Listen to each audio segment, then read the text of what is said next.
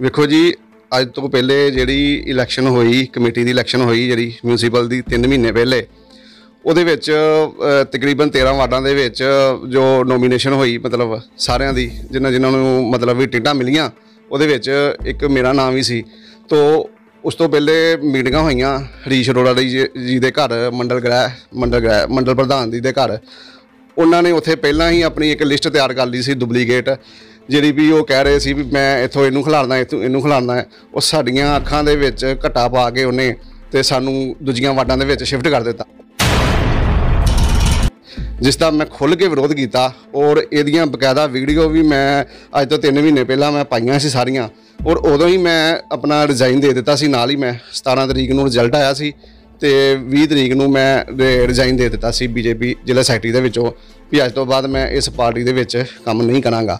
ਔਰ ਇਸ ਦੀ ਵਜ੍ਹਾ ਇਹ ਵਾ ਵੀ ਇਹ ਲੋਕ ਜਿਹੜੇ ਨੇ ਸਾਰੇ ਇਹ ਮਿਲੀ ਭਗਤ ਦੇ ਨਾਲ ਸਾਰਾ ਕੰਮ ਕਰ ਰਹੇ ਨੇ। ਸਾਨੂੰ 4 ਵਜੇ ਦਾ ਟਾਈਮ ਦੇ ਦੇਣਾ ਵੀ ਮੀਟਿੰਗ ਹੈ, ਤੁਸੀਂ ਆ ਜਾਣਾ, ਅਤੇ ਆਪ 2 ਵਜੇ ਪਹਿਲੇ ਗੁਪਤ ਮੀਟਿੰਗਾਂ ਕਰਕੇ ਸਾਰੀ ਗਿੱਠ-ਮਿੱਠ ਕਰ ਲੈਣੀ ਇਹਨਾਂ ਨੇ ਵੀ ਇਹਨੂੰ ਇੱਥੇ ਖਿਲਾਰਨਾ, ਇਹਨੂੰ ਇੱਥੇ ਖਿਲਾਰਨਾ। ਤੁਸੀਂ ਦੇਖ ਰਹੇ ਹੋ ਲਾਈਵ ਭਾਰਤ। ਮੈਂ ਤੁਹਾਡਾ ਆਪਣਾ ਪਲਵਿੰਦਰ ਸਿੰਘ ਸਰੰਗਲ। ਅੱਜ ਤੁਹਾਨੂੰ ਅਸੀਂ ਲੈ ਕੇ ਆਏ ਹਾਂ ਸ਼੍ਰੀ ਵਿਨੋਦ ਭਾਟੀਆ ਦੇ ਗ੍ਰਹਿ ਵਿਖੇ, ਜੋ ਕਿ BJP ਦੇ ਬਟਾਲਾ ਜ਼ਿਲ੍ਹੇ ਦੇ ਜਨਰਲ ਸੈਕਟਰੀ ਰਹਿ ਚੁੱਕੇ ਹਨ। ਅੱਜ ਇਹ BJP ਦੇ ਕਈ ਅਹਿਮ ਖੁਲਾਸੇ ਸਾਹਮਣੇ ਲਿਆਉਣਗੇ। ਆਪਾਂ ਗੱਲ ਕਰਨ ਜਾ ਰਹੇ ਹਾਂ BJP ਦੇ ਰਹਿ ਚੁੱਕੇ ਜਨਰਲ ਸੈਕਟਰੀ ਜ਼ਿਲ੍ਹਾ ਬਟਾਲਾ ਦੇ ਸ਼੍ਰੀ ਵਿਨੋਦ ਭਾਟੀਆ ਜੀ। ਭਾਟੀਆ ਸਾਹਿਬ, ਤੁਹਾਡਾ ਲਾਈਵ ਭਾਰਤ ਚੈਨਲ 'ਤੇ ਸਵਾਗਤ ਜੇ। ਬਹੁਤ ਬਹੁਤ ਧੰਨਵਾਦ ਜੀ ਤੁਹਾਡਾ, ਇੱਥੇ ਸਾਡੇ ਗ੍ਰਹਿ ਵਿਖੇ ਆਉਣ ਵਿਖੇ ਬਹੁਤ ਬਹੁਤ ਧੰਨਵਾਦ ਤੁਹਾਡਾ। ਸਭ ਤੋਂ ਪਹਿਲਾਂ ਸਾਨੂੰ ਇਹ ਦੱਸੋ ਕਿ ਤੁਸੀਂ BJP ਦੇ ਕਿਹੜੇ ਖੁਲਾਸੇ ਅੱਜ ਕਰਨ ਲੱਗੇ ਜੇ? ਤੁਸੀਂ ਖੁੱਲ੍ਹ ਕੇ ਦੱਸੋ, ਕਿਉਂਕਿ ਦਰਸ਼ਕ ਵੀ ਚਾਹੁੰਦੇ ਨੇ ਇਸ ਬਾਰੇ ਜਾਣਨਾ। ਵੇਖੋ ਜੀ, ਅੱਜ ਤੋਂ ਪਹਿਲੇ ਜਿਹੜੀ ਇਲੈਕਸ਼ਨ ਹੋਈ, ਕਮੇਟੀ ਦੀ ਇਲੈਕਸ਼ਨ ਹੋਈ ਜਿਹੜੀ ਮਿਊਨਿਸਪਲ ਦੀ 3 ਮਹੀਨੇ ਪਹਿਲੇ, ਉਹਦੇ ਵਿੱਚ ਤਕਰੀਬਨ 13 ਵਾਰਡਾਂ ਦੇ ਵਿੱਚ ਜੋ ਨੋਮੀਨੇਸ਼ਨ ਹੋਈ, ਮਤਲਬ ਸਾਰਿਆਂ ਦੀ ਜਿਨ੍ਹਾਂ ਨੂੰ ਮਤਲਬ ਵੀ ਟਿਕਟਾਂ ਮਿਲੀਆਂ, ਉਹਦੇ ਵਿੱਚ ਇੱਕ ਮੇਰਾ ਨਾਮ ਵੀ ਸੀ। ਤੋ ਉਸ ਤੋਂ ਪਹਿਲੇ ਮੀਟਿੰਗਾਂ ਹੋਈਆਂ ਹਰੀਸ਼ ਅਰੋੜਾ ਜੀ ਦੇ ਘਰ, ਮੰਡਲ ਪ੍ਰਧਾਨ ਜੀ ਦੇ ਘਰ। ਉਹਨਾਂ ਨੇ ਉੱਥੇ ਪਹਿਲਾਂ ਹੀ ਆਪਣੀ ਇੱਕ ਲਿਸਟ ਤਿਆਰ ਕਰ ਲਈ ਸੀ ਡੁਪਲੀਕੇਟ, ਜਿਹੜੀ ਵੀ ਉਹ ਕਹਿ ਰਹੇ ਸੀ ਵੀ ਮੈਂ ਇੱਥੋਂ ਇਹਨੂੰ ਖਿਲਾਰਨਾ, ਇੱਥੋਂ ਇਹਨੂੰ ਖਿਲਾਰਨਾ ਹੈ। ਉਹ ਸਾਡੀਆਂ ਅੱਖਾਂ ਦੇ ਵਿੱਚ ਘੱਟਾ ਪਾ ਕੇ ਉਹਨੇ ਤੇ ਸਾਨੂੰ ਦੂਜੀਆਂ ਵਾਰਡਾਂ ਦੇ ਵਿੱਚ ਸ਼ਿਫਟ ਕਰ ਦਿੱਤਾ, ਜਿਸ ਦਾ ਮੈਂ ਖੁੱਲ੍ਹ ਕੇ ਵਿਰੋਧ ਕੀਤਾ। ਔਰ ਇਹਦੀਆਂ ਬਕਾਇਦਾ ਵੀਡੀਓ ਵੀ ਮੈਂ ਅੱਜ ਤੋਂ 3 ਮਹੀਨੇ ਪਹਿਲਾਂ ਮੈਂ ਪਾਈਆਂ ਸੀ ਸਾਰੀਆਂ। ਔਰ ਉਦੋਂ ਹੀ ਮੈਂ ਆਪਣਾ ਰਿਜ਼ਾਈਨ ਦੇ ਦਿੱਤਾ ਸੀ, ਨਾਲ ਹੀ ਮੈਂ 17 ਤਰੀਕ ਨੂੰ ਰਿਜ਼ਲਟ ਆਇਆ ਸੀ ਅਤੇ 20 ਤਰੀਕ ਨੂੰ ਮੈਂ ਰਿਜ਼ਾਈਨ ਦੇ ਦਿੱਤਾ ਸੀ BJP ਜ਼ਿਲ੍ਹਾ ਸੈਕਟਰੀ ਦੇ ਵਿੱਚੋਂ, ਵੀ ਅੱਜ ਤੋਂ ਬਾਅਦ ਮੈਂ ਇਸ ਪਾਰਟੀ ਦੇ ਵਿੱਚ ਕੰਮ ਨਹੀਂ ਕਰਾਂਗਾ। ਔਰ ਇਸ ਦੀ ਵਜ੍ਹਾ ਇਹ ਵਾ ਵੀ ਇਹ ਲੋਕ ਜਿਹੜੇ ਨੇ ਸਾਰੇ ਇਹ ਮਿਲੀ ਭਗਤ ਦੇ ਨਾਲ ਸਾਰਾ ਕੰਮ ਕਰ ਰਹੇ ਨੇ। ਸਾਨੂੰ 4 ਵਜੇ ਦਾ ਟਾਈਮ ਦੇ ਦੇਣਾ ਵੀ ਮੀਟਿੰਗ ਹੈ, ਤੁਸੀਂ ਆ ਜਾਣਾ, ਅਤੇ ਆਪ 2 ਵਜੇ ਪਹਿਲੇ ਗੁਪਤ ਮੀਟਿੰਗਾਂ ਕਰਕੇ ਸਾਰੀ ਗਿੱਠ-ਮਿੱਠ ਕਰ ਲੈਣੀ ਇਹਨਾਂ ਨੇ ਵੀ ਇਹਨੂੰ ਇੱਥੇ ਖਿਲਾਰਨਾ, ਇਹਨੂੰ ਇੱਥੇ ਖਿਲਾਰਨਾ ਹੈ। ਔਰ ਮੈਂ ਇਹਦਾ ਖੁੱਲ੍ਹ ਕੇ ਵਿਰੋਧ ਕੀਤਾ ਸੀ ਅਤੇ ਮੈਨੂੰ 9 ਵਾਰਡ ਦੇ ਵਿੱਚ ਪਹਿਲਾਂ ਟਿਕਟ ਦਿਓ ਮੇਰੀ ਮਿਸਿਜ਼ ਨੂੰ। ਮੈਂ ਉਹ ਲੇਡੀਜ਼ ਵਾਰਡ ਆ, ਮੈਂ ਉਹਨਾਂ ਨੂੰ ਮੈਂ ਵੀ ਖਲੋਵਾਂਗਾ ਜਿੱਥੇ ਤੁਸੀਂ ਕਹੋਗੇ। ਇਹਨਾਂ ਨੇ ਮੈਨੂੰ ਟਿਕਟ ਨਹੀਂ ਦਿੱਤੀ, ਮੈਂ ਇਸ ਕਰਕੇ ਇਹਦਾ ਖੁੱਲ੍ਹ ਕੇ ਵਿਰੋਧ ਕੀਤਾ। ਅਤੇ ਉਹ ਇਹਨਾਂ ਨੂੰ ਬਕਾਇਦਾ ਮੈਂ ਨੰਗਾ ਕੀਤਾ ਫਤਿਹਗੜ੍ਹ ਦੇ ਵਿੱਚ, ਸਾਰੀਆਂ ਵੀਡੀਓ ਪਾ ਕੇ। ਉਹ ਸਾਰੇ ਸ਼ਹਿਰ ਬਾਰੇ ਭਲੀ ਭਾਂਤੀ ਜਾਣਦੇ ਨੇ। ਔਰ ਇਹ ਵੀਡੀਓ ਸ਼ਾਇਦ ਤੁਸੀਂ ਵੀ ਦੇਖੀਆਂ ਹੋਣਗੀਆਂ ਜ਼ਰੂਰ। ਔਰ ਲੋਕਾਂ ਨੇ ਕਿਹਾ ਵੀ ਇਹ ਅੱਜ ਤੱਕ ਕੋਈ ਇਸ ਤਰ੍ਹਾਂ ਖੁੱਲ੍ਹ ਕੇ ਨਹੀਂ ਬੋਲਿਆ ਜਿਸ ਤਰ੍ਹਾਂ ਤੁਸੀਂ ਬੋਲੇ ਹੋ। ਪਰ ਬਹੁਤ ਵਧੀਆ ਕੀਤਾ ਇਹਨਾਂ ਨੂੰ। ਹੁਣ ਅੱਜ ਤੁਸੀਂ ਦੇਖ ਲਓ, ਅੱਜ ਦੀ ਡੇਟ ਦੇ ਵਿੱਚ 3 ਮਹੀਨੇ ਹੋ ਗਏ ਨੇ, ਕੋਈ ਵੀ ਮੀਟਿੰਗ ਨਹੀਂ ਹੋ ਰਹੀ BJP ਦੀ, ਕੋਈ ਕੁਛ ਨਹੀਂ ਹੋ ਰਿਹਾ। ਔਰ ਇਹ ਉਸ ਦਾ ਹੀ ਨਤੀਜਾ ਵਾ ਸਾਰਾ ਵੀ BJP ਬਿਲਕੁਲ ਫਤਿਹਗੜ੍ਹ ਚੂੜੀਆਂ ਦੇ ਵਿੱਚ ਜ਼ੀਰੋ ਹੋ ਚੁੱਕੀ ਹੈ।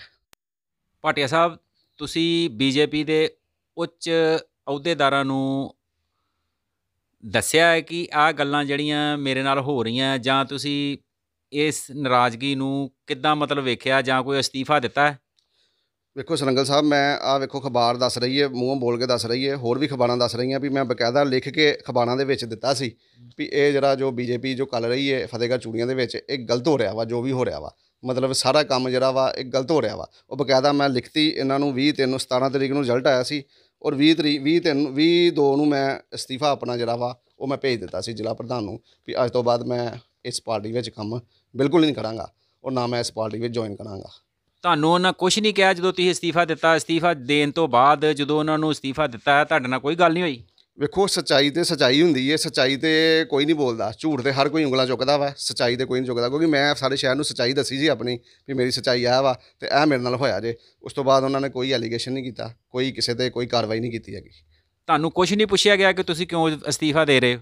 ਕਿਉਂਕਿ ਮੈਂ ਤੇ ਇਹ ਇਸ ਕਰਕੇ ਅਸਤੀਫਾ ਦੇ ਰਿਹਾ ਵੀ ਇਹ ਜੋ ਪਾਰਟੀ ਦੀਆਂ ਗਲਤ ਗਤੀਵਿਧੀਆਂ ਵਾ ਉਹਦੇ ਕਰਕੇ ਮੈਂ ਦੇ ਰਿਹਾ ਵਾਂ ਵੀ ਇਹ ਪਾਰਟੀ ਜਿਹੜੀ ਹੈ ਬਿਲਕੁਲ ਜ਼ੀਰੋ ਹੋ ਗਈ ਹੈ। ਕਿਉਂਕਿ ਫਤਿਹਗੜ੍ਹ ਦੇ ਵਿੱਚ ਇਹਨੂੰ ਕੋਈ ਚਲਾਉਣ ਵਾਲਾ ਕੋਈ ਅਹੁਦੇਦਾਰ ਨਹੀਂ ਹੈਗਾ। ਪਹਿਲੇ ਅੱਜ ਤੋਂ 10 ਸਾਲ 5 ਸਾਲ ਪਹਿਲੇ ਪਾਰਟੀ ਜਿਹੜੀ ਬਹੁਤ ਵਧੀਆ ਚੱਲਦੀ ਸੀ, ਸਾਰੇ ਕੰਮ ਕਰਦੇ ਸੀ। ਉਹ ਜਦੋਂ ਦੇ ਆਪਣੇ ਮੰਡਲ ਪ੍ਰਧਾਨ ਬਣੇ ਨੇ 4 ਸਾਲ ਹੋ ਗਏ ਨੇ, 5 ਸਾਲ, ਉਹ ਉਦੋਂ ਦਾ ਇਹ ਕੰਮ ਬਿਲਕੁਲ ਡਾਊਨ ਹੋ ਗਿਆ। ਔਰ ਇਹ ਵੀ ਇੱਕ ਖੁਲਾਸਾ ਹੋਰ ਕਰਨਾ ਚਾਹਾਂਗਾ ਵੀ ਜਦੋਂ ਮੰਡਲ ਪ੍ਰਧਾਨ ਇਹ ਦੂਸਰੀ ਵਾਰੀ ਬਣੇ, ਇਹਨਾਂ ਨੇ ਆਪਣੇ ਅਹੁਦੇਦਾਰਾਂ ਨੂੰ ਕਹਿ ਤਾ ਵੀ ਮੇਰੇ ਖਿਲਾਫ ਮੇਰੇ ਵਿਰੁੱਧ ਮੈਨੂੰ ਵੋਟ ਦੇ ਦਿਓ, ਮਤਲਬ ਵੀ ਮੈਂ ਹੀ ਬਣਨਾ ਵਾ।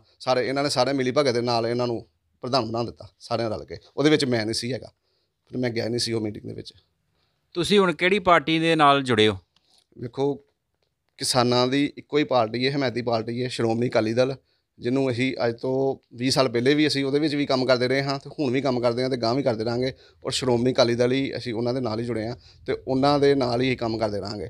ਔਰ ਮੇਰਾ 100-150 ਵਰਕਰ ਆ ਤਕਰੀਬਨ, ਜੋ ਮੈਂ ਯੂਨਿਟ ਬਣਾਏ ਸੀ ਪਿੰਡਾਂ ਦੇ ਵਿੱਚ, ਉਹ ਬਿਲਕੁਲ ਮੇਰੇ ਨਾਲ ਨੇ, ਉਹ ਖੜ੍ਹੇ ਨੇ ਮੇਰੇ ਨਾਲ। ਉਹ ਜਲਦੀ ਇੱਕ ਮੀਟਿੰਗ ਕਰਕੇ ਉਹਨਾਂ ਨੂੰ ਸ਼੍ਰੋਮਣੀ ਅਕਾਲੀ ਦਲ ਵਿੱਚ ਸ਼ਾਮਿਲ ਕਰਾਵਾਂਗੇ ਜ਼ਰੂਰ। ਖੁੱਲ੍ਹ ਕੇ ਦੱਸੋ ਕਿ ਕਿਹੜੇ ਬੀਜੇਪੀ ਦਾ ਉਹ ਵਰਕਰ ਆ, ਕਿਹੜਾ ਉਹ ਮੋਹਦਬੇਰ ਬੰਦਾ ਆ ਜਿਹੜਾ ਗੁਪਤ ਮੀਟਿੰਗਾਂ ਕਰ ਰਿਹਾ ਸੀ, ਜਿਹੜਾ ਤੁਹਾਨੂੰ ਟਾਈਮ ਗਲਤ ਦੇ ਰਿਹਾ ਸੀ? ਉਹਦੇ ਬਾਰੇ ਖੁੱਲ੍ਹ ਕੇ ਦੱਸੋ। ਦੇਖੋ ਜੀ, ਇਹਦੇ ਵਿੱਚ ਸਭ ਤੋਂ ਵੱਡਾ ਕਸੂਰ ਤਾਂ ਜ਼ਿਲ੍ਹਾ ਪ੍ਰਧਾਨ ਰਕੇਸ਼ ਭਾਟੀਆ ਜੀ ਦਾ ਹੈ, ਜਿਹੜੇ ਜ਼ਿਲ੍ਹੇ ਦੇ ਪ੍ਰਧਾਨ ਨੇ ਇਸ ਵੇਲੇ ਬਟਾਲੇ ਦੇ ਬੀਜੇਪੀ ਦੇ। ਉਹਨਾਂ ਨੇ ਹਰੀਸ਼ ਅਰੋੜਾ ਜੀ ਮੰਡਲ ਪ੍ਰਧਾਨ, ਉਹਨਾਂ ਦੇ ਨਾਲ ਉਹਨਾਂ ਦੇ ਬੇਟੇ ਗੌਰਵ ਅਰੋੜਾ ਜੀ, ਉਹਨਾਂ ਦੇ ਨਾਲ ਉਹਨਾਂ ਦੇ ਇੱਕ ਕਵਲ ਹੈ ਮੁੰਡਾ, ਜਿਹੜੇ ਤਿੰਨਾਂ ਦੀ ਗੁਪਚੁਪ ਮੀਟਿੰਗ ਦੇ ਨਾਲ ਇਹ ਸਾਰਾ ਜਿਹੜਾ ਹੋਇਆ, ਮਤਲਬ ਖੁਲਾਸਾ ਵੀ ਇਹ ਜੋ ਪਹਿਲੇ ਮੀਟਿੰਗਾਂ ਕਰਦੇ ਰਹੇ ਗੁਪਚੁਪ, ਇੱਕ ਲਿਸਟ ਬਣਾ ਲੈਣੀ ਇਹਨਾਂ ਨੇ ਵੀ ਇਹ ਜਿਹੜੀ ਵਾਰਡ ਦੇ ਵਿੱਚ ਇਹਨੂੰ ਖਿਲਾਰਨਾ, ਉਹ ਸਾਨੂੰ ਦੱਸਣਾ ਨਹੀਂ ਹੈਗਾ। ਔਰ ਇਹ ਲੋਕ ਪੈਸੇ ਲੈ ਕੇ, ਹਰ ਇੱਕ ਕੋਲ ਪੈਸੇ ਲੈ ਕੇ, ਟਿਕਟਾਂ ਦੇ ਪੈਸੇ ਲਏ ਇਹਨਾਂ ਨੇ ਬਕਾਇਦਾ, 2-2 ਹਜ਼ਾਰ 3-3 ਹਜ਼ਾਰ ਰੁਪਈਆ ਲਿਆ ਹਰ ਕੋ ਟਿਕਟ ਦਾ। ਅਤੇ ਜੋ ਅਹੁਦੇ ਦਿੱਤੇ ਰਹੇ ਇਹਨਾਂ ਨੇ, ਬੀਜੇਪੀ ਨੇ ਅਹੁਦੇ ਦਿੱਤੇ, ਜ਼ਿਲ੍ਹੇ ਦੇ ਵਿੱਚ ਅਹੁਦੇ ਦਿੱਤੇ, ਉਹਨਾਂ ਸਾਰਿਆਂ ਕੋਲ ਪੈਸੇ ਲੈ ਕੇ ਅਹੁਦੇ ਦਿੱਤੇ। ਕੋਈ ਇਹ ਪਾਰਟੀ ਨਹੀਂ ਹੈਗੀ, ਇਹ ਪਾਰਟੀ ਸਿਰਫ ਖਾਨਾ ਪੂਰੀ ਕਰਦੀ ਪਈ ਹੈ, ਹੋਰ ਇਹਦੇ ਵਿੱਚ ਕੋਈ ਐਸੀ ਗੱਲ ਨਹੀਂ ਹੈਗੀ ਪਾਰਟੀ ਦੇ ਵਿੱਚ। ਭਾਟੀਆ ਜੀ, ਤੁਹਾਨੂੰ ਕਿੱਦਾਂ ਇਹ ਪਤਾ ਲੱਗਾ ਕਿ ਬੀਜੇਪੀ ਦੇ ਜਿਹੜੇ ਅਹੁਦੇਦਾਰ ਨੇ ਉਹਨਾਂ ਨੇ ਪੈਸੇ ਦੇ ਕੇ ਟਿਕਟਾਂ ਲਈਆਂ? ਇਹਦੇ ਬਾਰੇ ਖੁੱਲ੍ਹ ਕੇ ਦੱਸੋ। ਇਹ ਵੇਖੋ ਜੀ, ਇਹ ਜਦੋਂ 1-2 ਮੀਟਿੰਗ ਦੇ ਵਿੱਚ ਮੈਂ ਗਿਆ, ਪਹਿਲੇ ਵੀ ਗਿਆ, ਉੱਥੇ ਇੱਕ ਥੈਲੇ ਦੀ ਗੱਲ ਹੋ ਰਹੀ ਸੀ ਵੀ ਜ਼ਿਲ੍ਹਾ ਪ੍ਰਧਾਨ ਜੀ ਇੱਥੇ ਬੈਠੇ ਸੀ, ਇੱਥੇ ਮੈਂ ਬੈਠਾ ਸੀ, ਇੱਥੇ 2-3 ਜਣੇ ਬੈਠੇ ਸੀ ਸਰ। ਔਰ ਹਰੀਸ਼ ਅਰੋੜਾ ਜੀ ਇਸ਼ਾਰਿਆਂ ਦੇ ਨਾਲ ਉਹਨਾਂ ਨੂੰ ਕਹਿ ਰਹੇ ਸੀ ਵੀ ਸਾਡਾ ਥੈਲਾ ਨਹੀਂ ਪਹੁੰਚਿਆ, ਹਜੇ ਤੱਕ ਥੈਲਾ ਨਹੀਂ ਪਹੁੰਚਿਆ। ਔਰ ਅਸੀਂ ਐਡੇ ਸ਼ਦਾਈ ਨਹੀਂ, ਸਾਨੂੰ ਵੀ ਪਤਾ ਵੀ ਇਹ ਕੀ ਚੀਜ਼ ਹੈ ਥੈਲਾ। ਉਹ ਥੈਲੇ ਦੀ ਗੱਲ ਸੀ, ਉਹ ਪੈਸਿਆਂ ਦੀ ਗੱਲ ਸੀ ਵੀ ਜਦੋਂ ਸਲਾਰੀਆ ਦੀ ਇਲੈਕਸ਼ਨ ਆਈ ਜਾਂ ਸੰਨੀ ਦਿਓਲ ਦੀ ਇਲੈਕਸ਼ਨ ਆਈ, ਪੂਰਾ ਫੰਡ ਆਉਂਦਾ ਰਿਹਾ ਪਾਰਟੀ ਨੂੰ। ਇਹਨਾਂ ਨੇ ਕਿਸੇ ਗਰੀਬ ਦੀ ਮਦਦ ਨਹੀਂ ਕੀਤੀ, ਕਿਸੇ ਨੂੰ ਕੋਈ ਕੋਠੇ ਦੀ ਛੱਤ ਨਹੀਂ ਪਵਾ ਕੇ ਦਿੱਤੀ, ਕਿਸੇ ਨੂੰ ਕੋਈ ਆਟਾ ਨਹੀਂ ਦਿੱਤਾ, ਕਿਸੇ ਨੂੰ ਕੋਈ ਦਾਲ ਨਹੀਂ ਦਿੱਤੀ। ਇਹ ਸਾਰਾ ਹੀ ਆਪਣਾ ਹੀ ਗੁਪਚੁਪ ਕਰਕੇ ਆਪਣਾ ਸਾਰਾ ਗਵਰਨ ਕੀਤਾ ਇਹਨਾਂ ਨੇ। ਇਸ ਕਰਕੇ ਇਹ ਪਾਰਟੀਆਂ ਜਿਹੜੀਆਂ ਵਾ, ਇਹ ਸਿਰਫ ਉਹਨਾਂ ਦੇ ਪੈਸਿਆਂ ਦੇ ਸਿਰ 'ਤੇ ਨਹੀਂ ਚੱਲਦੀਆਂ। ਇਹਨਾਂ ਵਾਸਤੇ ਨਿੱਤਰਨਾ ਪੈਂਦਾ ਵਾ, ਪੂਰਾ ਲੋਕਾਂ ਦੇ ਵਿੱਚ ਜਾ ਕੇ ਨਿੱਤਰਨਾ ਪੈਂਦਾ, ਲੋਕਾਂ ਦੀ ਬਾਂਹ ਫੜਨੀ ਪੈਂਦੀ ਹੈ, ਉਹ ਲੋਕਾਂ ਦੇ ਨਾਲ ਜਾਣਾ ਪੈਂਦਾ ਵਾ, ਖਲੋਣਾ ਪੈਂਦਾ ਵਾ। ਭਾਟੀਆ ਜੀ, ਇਹ ਦੱਸੋ ਕਿ ਜੋ ਤੁਹਾਨੂੰ ਬੀਜੇਪੀ ਦੇ ਮੇਨ ਮੁਖੀ ਜੋ ਵੀ ਫਤਿਹਗੜ੍ਹ ਚੂੜੀਆਂ ਦੇ ਖਰਾਬ ਕਰ ਰਹੇ ਸਨ, ਜੋ ਵੀ ਤੁਸੀਂ ਉਹਨਾਂ 'ਤੇ ਐਲੀਗੇਸ਼ਨ ਲਾ ਰਹੇ ਹੋ, ਕੀ ਤੁਸੀਂ ਜੋ ਵੀ ਕੁਛ ਤੁਹਾਡੇ ਨਾਲ ਹੱਡ ਬੀਤੀ ਹੋਈ, ਇਹਦੇ ਸਬੰਧ 'ਚ ਤੁਸੀਂ ਉੱਚ ਅਹੁਦੇਦਾਰਾਂ ਨੂੰ, ਬੀਜੇਪੀ ਦੇ ਵਾਲਿਆਂ ਨੂੰ ਕੋਈ ਸੂਚਿਤ ਕੀਤਾ ਸੀ?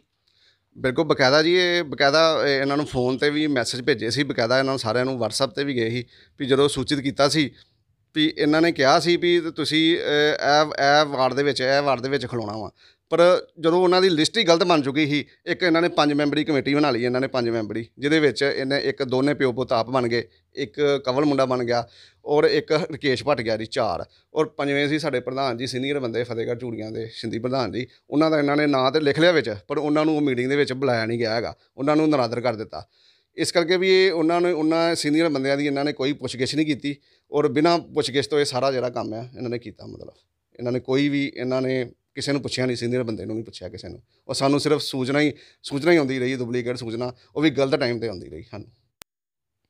ਕਿਸਾਨੀ ਮੁੱਦੇ ਨੂੰ ਲੈ ਕੇ ਪਿਛਲੇ ਕਈ ਮਹੀਨਿਆਂ ਤੋਂ ਦਿੱਲੀ ਵਿਖੇ ਕਿਸਾਨ ਜਿਹੜੇ ਨੇ ਉਹ ਉੱਥੇ ਧਰਨੇ ਮੁਜ਼ਾਹਰੇ ਕਰ ਰਹੇ ਨੇ, ਘਰੋਂ ਬਘਰ ਹੋਏ ਪਏ ਆ, ਉਹਨਾਂ ਬਾਰੇ ਤੁਸੀਂ ਕੀ ਕਹਿਣਾ ਚਾਹੁੰਦੇ ਹੋ?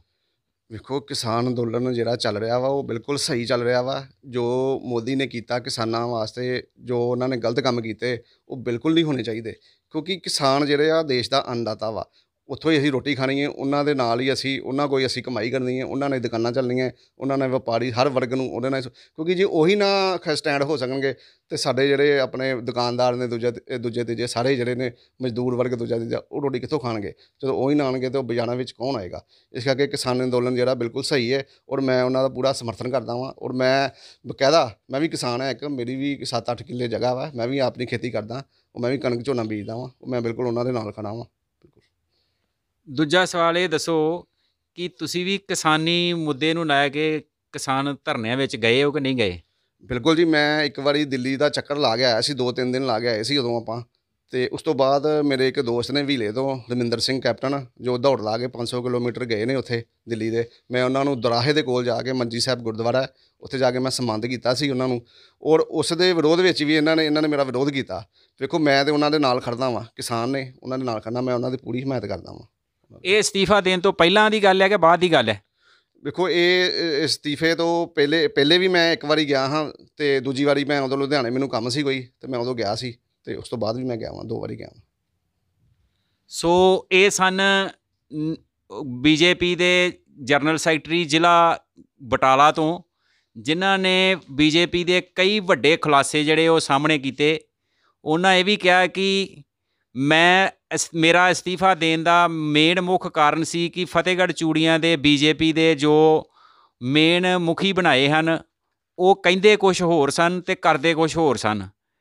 ਉਸ ਦੇ ਨਾਲ ਉਹਨਾਂ ਇਹ ਵੀ ਕਿਹਾ ਕਿ ਕਿਸਾਨੀ ਮੁੱਦੇ ਨੂੰ ਲੈ ਕੇ ਉਹ ਧਰਨੇ ਵਿੱਚ ਵੀ ਦਿੱਲੀ ਗਏ ਹਨ ਅਤੇ ਕੁਛ ਚਿਰ ਪਹਿਲਾਂ ਇੱਕ ਨੌਜਵਾਨ ਵੱਲੋਂ ਦੌੜ ਲਾ ਕੇ ਦਿੱਲੀ ਗਿਆ ਸੀ, ਉਸ ਨੂੰ ਸਨਮਾਨਿਤ ਵੀ ਕੀਤਾ ਗਿਆ ਸੀ, ਜਿਸ ਦਾ ਬੀਜੇਪੀ ਵੱਲੋਂ ਵੀ ਕੁਛ ਇਤਰਾਜ਼ ਕੀਤਾ ਗਿਆ।